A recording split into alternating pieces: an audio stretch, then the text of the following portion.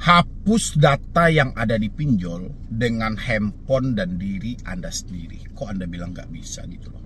Kenapa Anda harus menyampaikan, harus perlu jasa orang lain untuk menipu Anda dulu, harus ada backup data untuk menipu Anda dulu, harus ada surat-surat busuk untuk memperbodoh Anda dulu? Kenapa gitu loh? Kenapa Anda tidak pakai dengan handphone Anda sendiri dan habis itu percaya dengan diri Anda sendiri? Kenapa gitu loh? Apakah ada yang kurang dalam hal itu gitu loh? Ini khusus untuk teman-temanku yang baru telat bayar atau tidak mampu bayar di pinjol, yang masih dengan hal yang sama. Bang, bantu bang untuk menghilangkan data yang ada di pinjol. Bang, kalau misalnya abang bantu kami untuk menghapus data yang ada di pinjol, kita kenanya berapa bang? Saya tidak menawarkan jasa apapun ya. Saya tidak mau menipu Anda semuanya gitu loh. Ngapain? Hal itu tidak ada. Menghapus data yang ada di pinjol yang bisa cuma diri Anda, nggak ada orang lain gitu loh. Kan saya selalu sampaikan, yang jadi bermasalah kan hari ini kan diri Anda gitu loh, bukan orang lain. Harusnya Anda mampu dong untuk mengatasi itu semuanya. Tinggal Anda mencari tahu caranya. Caranya bagaimana bang? Berapa kali saya harus mengajarkan teman-teman semuanya tentang menghapus data dari handphone Anda sendiri, menghapus data dari diri Anda sendiri. Anda mau yang mana dulu? Kan saya selalu sampaikan itu. Berapa banyak video saya tentang menghapus data dan menyelesaikan hutang-hutang ini gitu loh. Anda butuh ketenangan kan? Anda tidak pengen lagi diteror, tidak pengen lagi data Anda disebar, tidak mau DC datang ke rumah, tidak mau membaca chat-chat yang aneh-aneh. Ya sudah, Anda kan tinggal putus komunikasi dia. Kenapa Anda tidak mau? Kenapa Anda tidak mau gitu loh? Kan itu pertanyaannya. Terus Anda bilangin, bang kalau kita ganti nomor, nanti mereka telah menyebarkan data. Terus kalau nomor Anda tidak Anda ganti, apakah menyebar data itu tidak terjadi? Coba dulu. Kan bisa dibolak-balik dalam hal itu. Anda bilangin, kalau kita ganti nomor bang, nanti ini si A teman saya atau si B teman saya nanti ditelepon. Coba Anda perhatikan. Nomor Anda aktif, apakah si A si B ini tidak ditelepon juga? Kan bisa diseimbangin. Iya nggak sih? Bang, nanti kalau kita ganti nomor, tiba-tiba dia datang ke rumah. Terus kalau nomor Anda aktif, itu mematahkan kaki dia untuk tidak datang ke rumah. Kalau kita ganti nomor bang, nanti kontak darurat saya ditelepon. Terus nomor Anda aktif, kontak darurat Anda tidak ditelepon. Salah gitu. Ya, jangan ikuti hal yang salah gitu. Ya nggak? Ini pinjaman online loh. Kan sudah saya bilangin, pihak ketiga yang paling berbahaya adalah orang sekitarmu. Bagaimanapun caranya, pinjol itu akan menciptakan debt collector tambahan melalui orang sekitarmu. Tinggal PR-nya bagaimana cara menghadapi ini semuanya. Itu yang harus kamu cari solusinya gitu loh. Tapi kalau hari ini, bagaimana kamu mau menghadapi debt collector tambahan, menghadapi diri sendiri aja kamu tidak bisa. Ya, percaya atau tidak, kalian sudah dilumpuhkan oleh diri Anda sendiri. Pemikiranmu sendiri. Yang selama ini memikirkan kamu akan dipenjara dan diproses hukum siapa? Diri kamu sendiri kan. Itu dibantu karena apa? Didorong karena apa? Karena kamunya bandel. Sudah dibilangin jangan baca WhatsApp, hapus WhatsAppmu, ganti emailmu, malah dibiarkan. Akhirnya kamu baca kan chat WhatsApp yang dikirim. Setelah chat WhatsApp itu kamu baca, apa yang terjadi pada dirimu? Kamu memikirkan hal itu terus-menerus. Iya enggak? Itu yang saya bilangin, kayak mana kamu menghadapi debt collector tambahan, menghadapi diri sendiri aja kamu tidak bisa gitu loh. Udah tahu penyebabnya, kamu tidak bisa membaca chat WhatsApp apapun yang nadanya ancaman, yang nadanya keras. Berarti mentalmu tidak baik-baik saja. Dan untuk menyelamatkan mentalmu, supaya kamu tidak memikir hal negatif terus-menerus, ya mau tidak mau kamu jangan membaca dulu. Sekarang kamu biarkan dengan dalih, oke bang, saya tidak akan baca WhatsApp, saya tidak akan angkat telepon, saya tidak akan baca email. Bagaimana mungkin orang kamu memegang handphone aja dalam sehari itu bisa ribuan kali? Dalam sehari, ya kan? Bagaimana mungkin kamu tidak baca WhatsApp-nya? Bagaimana mungkin kamu tidak baca emailnya? Ya enggak? Bagaimana mungkin kamu tidak angkat teleponnya? Orang handphone di tangan kamu terus. Kalau kamu taruh handphonenya di rumah, jadi hal itu mubazir dong. Kita mempunyai handphone yang seharusnya bisa berkomunikasi dengan orang luar, jadinya mubazir. Ya kan? Handphone kita aktif, kita tidak mengangkat apapun, kita tidak membaca apapun, kita membiarkan semuanya, terus handphone itu Anda biarkan aktif, Anda taruh di rumah, fungsinya buat apa gitu loh. Anda keluar tanpa handphone. Emang zaman sekarang masih ada orang yang hidup tanpa handphone genggam mereka? Kan nggak ada. Makanya saya bilangin, daripada sesuatu ini jadi mubazir, ganti aja nomormu. Dengan kamu mengganti nomor, itu kamu sudah menghapus data pemikiran jahat yang ada dalam dirimu. Dengan kamu menghapus WhatsApp, itu kamu telah menyelamatkan perasaan bapermu tadi. Dengan kamu tidak lagi memakai email yang sama, kamu telah menyayangi dirimu sendiri supaya tidak ketakutan. Makanya saya bilangin, yang bisa menghapus data itu cuma handphonemu sendiri dan dirimu sendiri. Nggak ada orang lain. Masa harus untuk kita disuruh mengganti nomor aja harus bayar dulu 200.000, 300.000? Ada curhatan yang masuk itu, bang, saya ikut jasa backup data. Setelah di backup, setelah panggilan saya dipindahkan sama mereka dan segala macam, saya bayar 300.000 per aplikasi atau 200.000 per aplikasi. Habis itu saya disuruh ganti nomor. Nah, kalau hanya sebatas itu, saya menawarkan ini secara gratis. Kenapa tidak diikuti? Apakah Anda berpikir ada harga, ada kualitas? Karena saya tidak pasang tarif di sini ketika ngajarin Anda pikirnya ini tidak berkualitas. Apakah Anda lebih suka dibohongi dulu gitu loh, ditipu dulu? Coba tanyain ke diri teman-teman semuanya. Sumber masalahnya kan gara-gara itu aja. Di mana sumber masalah pinjol itu lagi? Coba Anda renungkan, coba Anda pahami ya. Coba sambil duduk santai gitu. Coba Anda renungin, di mana sumber masalah pinjol? Kalau bukan yang ada di tangan Anda itu. Anda nonton saya pakai handphone nggak hari ini? Ya disitulah sumber masalah pinjol. Di handphone Anda itu sumber masalahnya. Kemana Anda bawa sumber masalah ini? Ke dalam otak Anda sendiri. Kalau sumbernya tidak Anda atasi, ya di dalam otak Anda ya tidak akan pernah hilang. Tapi kalau sumbernya sudah Anda atasi, apapun itu akan hilang seiring waktu berjalan. Ya, paham ya teman-temanku semuanya. Jadi jangan daur ulang lagi pemikiranmu dengan hal-hal yang aneh-aneh gitu loh. Hal-hal negatif itu pikiran apa kuburan, horor banget. Masa dalam pikiranmu hal buruk aja gitu loh. Sejak kamu galbay pinjol, tidak ada pikiran baik dalam dirimu. Kan terlalu horor pemikiran seperti itu. Ya nggak sih? Yang memikirkan kamu di penjara kamu sendiri. Yang memikirkan kamu diproses hukum kamu sendiri. Yang memikirkan FC datang ke rumah kamu sendiri. Horor nggak itu? Tidak pernah kamu memikirkan bagaimana cara menyelamatkan pemikiran ini supaya tetap semangat. Ya nggak? Paling tidak ya kita galbay pinjol, kita telat bayar pinjol. Pikiran kita seimbang lah. Jangan hanya pikiran yang buruk aja, yang jahat aja gitu loh. Nggak ada pemikiran yang benar-benar menyemangati kita, menyelamatkan kita gitu loh. Yang membangun semangat pemikiran positif buat kedepannya supaya mindset Anda tentang hal-hal negatif ini bisa berubah gitu loh. Ada nggak sih teman-teman semuanya? Dan sekarang saya pengen, karena menghapus data ini bisa dari handphone Anda sendiri, ya sudah. Hilangkan teroran, ganti nomor. Hilangkan ancaman, hapus WhatsApp. Hilangkan tekanan-tekanan somasi, ganti email. Hilang kan? Habis itu hilangkan dalam pemikiran. Kalau 3 ini sudah Anda hilangkan, sudah tidak ada lagi, ya sudah pemikiran Anda akan terbawa dalam hal itu. Akan ngikut juga. Tinggal pelan-pelan, nanti pasti setiap hari, ngapain lagi ya saya memikirkan hal itu. Sementara nomor sudah saya nonaktifkan, semua sudah saya nonaktifkan. Nanti waktu yang akan menjawab.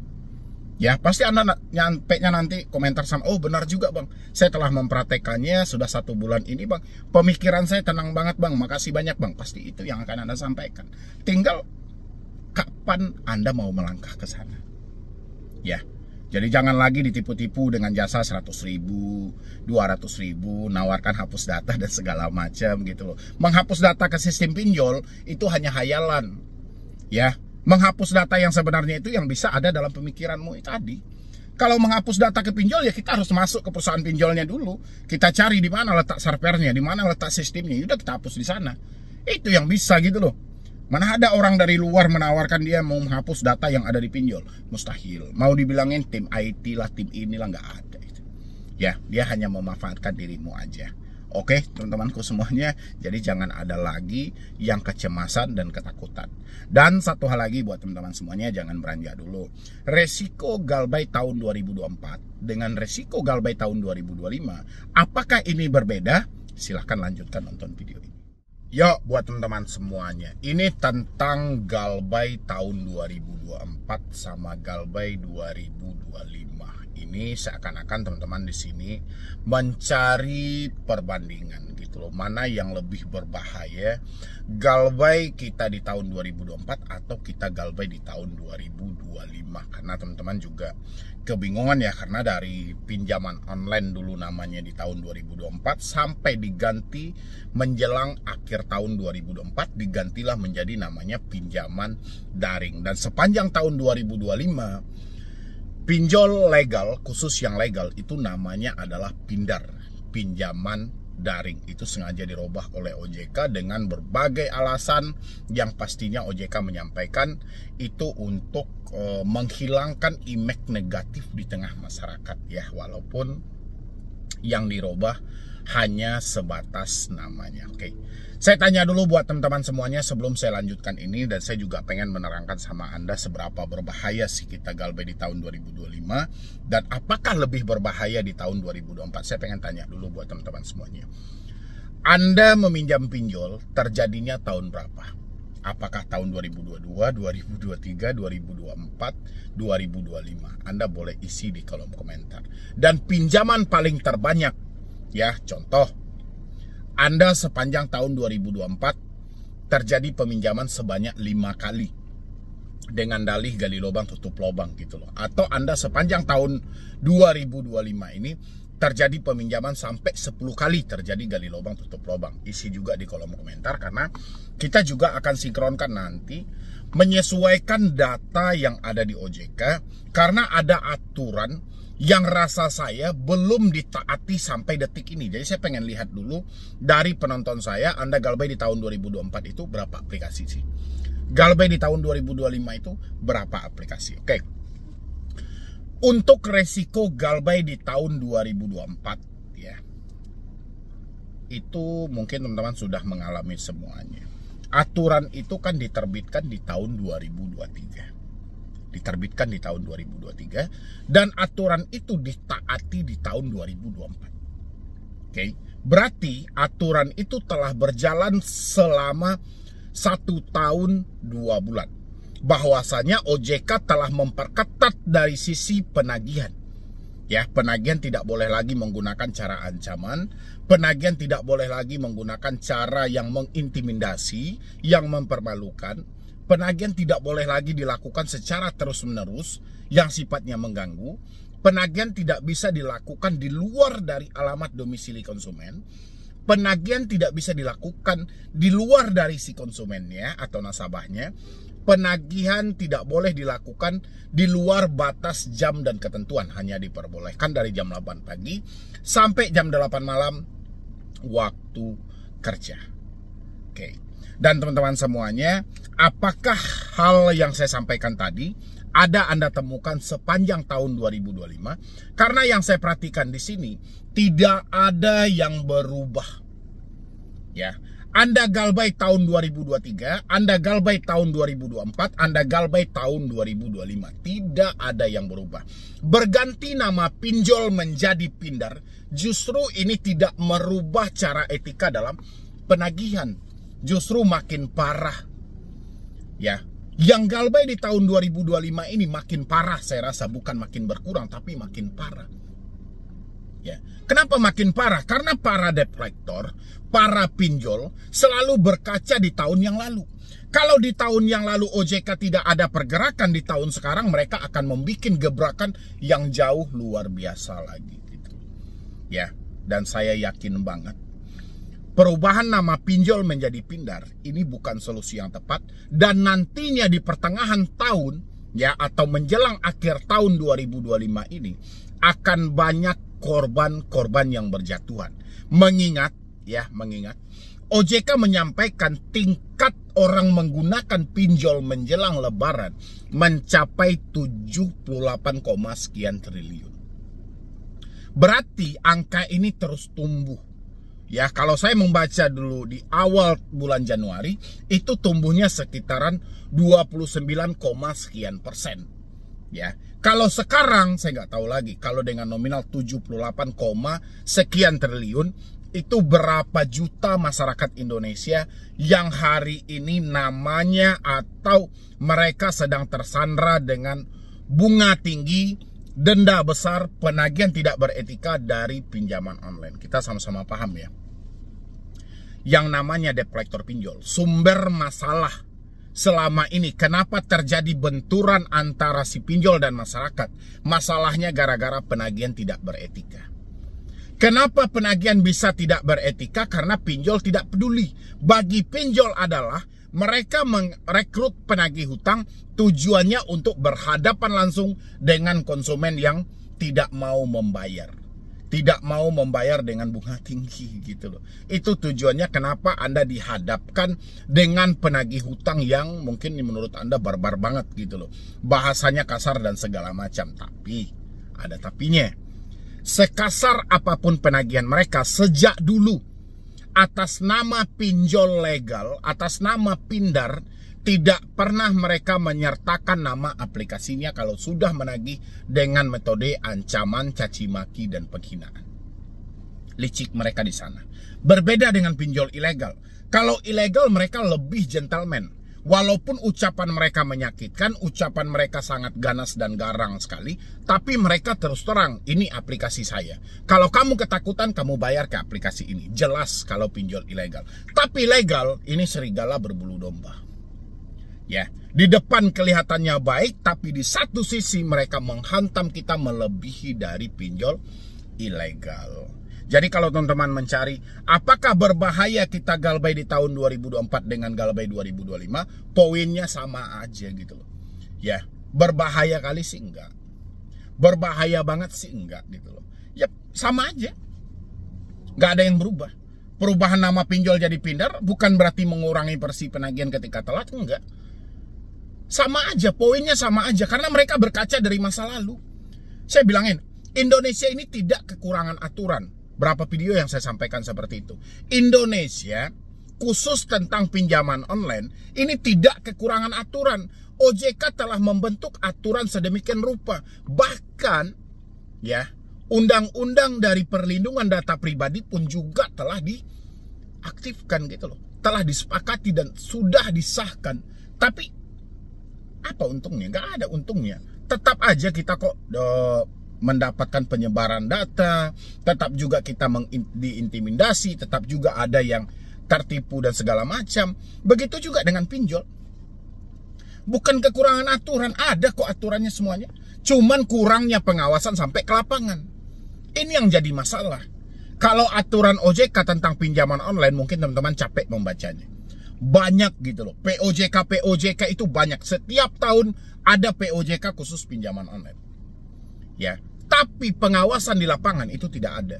OJK setelah membentuk aturan itu membiarkan hal itu begitu saja sampai nanti ada satu kasus yang mana itu viral baru OJK-nya hadir. Ya, kalau rasanya viralnya itu malah menyudutkan OJK, OJK akan menjadikan aturan mereka sebagai pertahanan untuk instansi mereka. Ya, itu jadinya gitu loh. Makanya saya himbaulah buat teman-teman semuanya. Kalau memang Anda sudah menyatakan tidak mampu bayar, ya ini sama aja konsepnya 2024-2025. Sama aja gitu loh. Kalau memang Anda sudah tidak mampu bayar, sudah tidak sanggup bayar, hentikan gali lubang tutup lubang. Untuk menghentikan gali lubang tutup lubang, jangan biarkan telepon Anda aktif. Kan itu yang selalu saya sampaikan. Karena dorongan ketakutan tadi gara-gara telepon aktif. Anda diancam, dicaci maki dari apa? Dari telepon. Nggak ada FC yang datang ke rumah Anda langsung mencaci maki Anda. Layaknya Anda di-chat dan dicaci maki di telepon. Ada? Nggak ada gitu. Karena memang serangan yang paling berbahaya itu ya desk call ini melalui telepon ini. Karena mereka tidak berhadapan langsung dengan Anda. Ya kan? Bukan soal kunjungan pihak lapangan, pihak ketiga. Pihak ketiga tidak ganas kok. Yang ganas itu yang melalui telepon dan WhatsApp. Makanya saya selalu sampaikan buat teman-teman semuanya. Oke, Anda sudah menyatakan tidak mampu bayar. Anda sudah menyatakan tidak sanggup bayar. Hal yang paling pertama harus Anda lakukan adalah jangan pernah berkomunikasi. Otomatis Anda harus ganti nomor Anda. Kalau Anda bilangin, Bang, kita pakai ini aja Bang. Oh, kita blok aja panggilan tidak dikenal. Ada untung ruginya. Ya, untungnya oke, Anda tidak terbebas dari panggilan-panggilan nomor baru. Oke, tapi ruginya ada juga. Ketika nanti ada saudara, teman-teman Anda yang ingin menghubungi Anda dengan nomor baru, itu nggak bisa. Mana tahu mereka yang menghubungi Anda itu mengajak Anda bekerja, mengasih bisnis dan segala macam. Itu Anda yang jadi rugi gitu loh. Ya, itu makanya saya bilangin ada baiknya ada enggaknya gitu. Lebih baik saran saya ya, kalau memang sudah menyatakan tidak mampu, daripada pemikiran Anda panik terus-menerus gara-gara telepon tidak berhenti, ya mendingan ganti aja. Ya, dan habis itu WhatsApp juga seperti itu. WhatsApp ini poin yang sangat penting loh. Dari mana mereka menyampaikan bahwa mereka akan menyebarkan data? Ya dari WhatsApp. Ingat, data kontak Anda lengkap sama kami. Ini dari WhatsApp mereka kirim. Ya, foto-foto KTP Anda waktu pengajuan, foto selfie dan segala macam, ini dikirim melalui WhatsApp. Kalau Anda terus-terusan melihat ini, pemikiran Anda kacau. Makanya nggak penting Anda melihat hal seperti ini. Tinggal Anda abaikan, ya udah terserah mereka gitu loh. Ya kan, yang penting kita tidak mampu, kita nggak sanggup lanjutkan resiko apapun itu. Dan kita tetap memperbaiki hidup kita buat ke depannya. Daripada Anda menikmati, ini nggak akan ada akhirnya. Semakin Anda respon, semakin parah. Semakin Anda angkat teleponnya, semakin menjadi mereka. Ya, mereka lebih menguasai segi ancaman. Kalau Anda lebih terhanyut dengan rasa bersalah dan penyesalan. Ya, paham ya teman-teman semuanya. Makanya pinjol itu resikonya nggak ada yang berat. Ya, resikonya nggak ada yang berat. Makanya Anda diberatkanlah oleh penagih hutang. Berbagai macam yang mereka sampaikan. Mau diproses lah, mau didatangi lah, aset mau disita lah. Itu karena lemahnya resiko yang diberikan oleh OJK. Pihak pinjol tidak puas. Ya, pihak pinjol tidak puas dengan hal itu. Makanya sedemikian rupa dihadapkanlah Anda dengan penagih-penagih hutang yang tidak beretika sama sekali, tapi tidak pernah menyebutkan nama aplikasi. Ya, sadar ya teman-teman semuanya. Mudah-mudahan Anda paham dengan yang saya sampaikan. Dan di sini lagi buat teman-teman semuanya, saya pengen Anda itu, kalau Anda berhutang sepanjang tahun 2024 atau 2025, lebih dari 3 aplikasi, saya berharap ada kunci 3 aplikasi yang pertama. Ya, sesuai dengan COJK nomor 19 tahun 2023. Karena saya perhatikan, Anda bisa mengambil sampai 5-6 aplikasi pinjol legal. Itu bukan kesalahan Anda lagi, tapi kesalahan dari penyedia layanannya. Kenapa tidak membaca track record Anda? Kenapa tidak dicek dulu kredibilitas Anda gitu loh? Kan sudah jelas, ya kan? Tapi mereka tidak mau kan arahnya ke sana kan. Mereka cepat-cepat aja supaya dapat nasabah, dapat keuntungan, dapat nasabah, dapat keuntungan. Mereka tidak peduli. Mau nasabahnya ini sudah meminjam 3, 5, 6, 7. Mereka nggak peduli, tetap aja dicairkan. Maka dari itu buat teman-teman semuanya, tolong catat 1-3 aplikasi yang pertama sekali Anda pinjam, fokus ketiga itu aja. Sisanya nggak usah Anda fokuskan. Kalau memang diri Anda menyatakan sudah tidak mampu, putus semua komunikasi yang ada, supaya jangan terlalu kepanikan.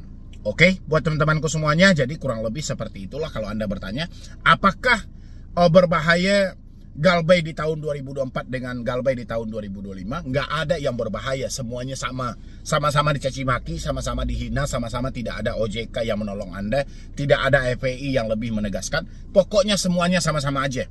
Yang jelas tinggal Anda mau bebas dari pinjol, kembali ke diri Anda masing-masing. Satu-satunya yang bisa mengeluarkan Anda dari jeratan ini adalah perubahan pemikiran Anda. Oke? Jadi sekian dulu dari saya, Medi Broni. Wassalam.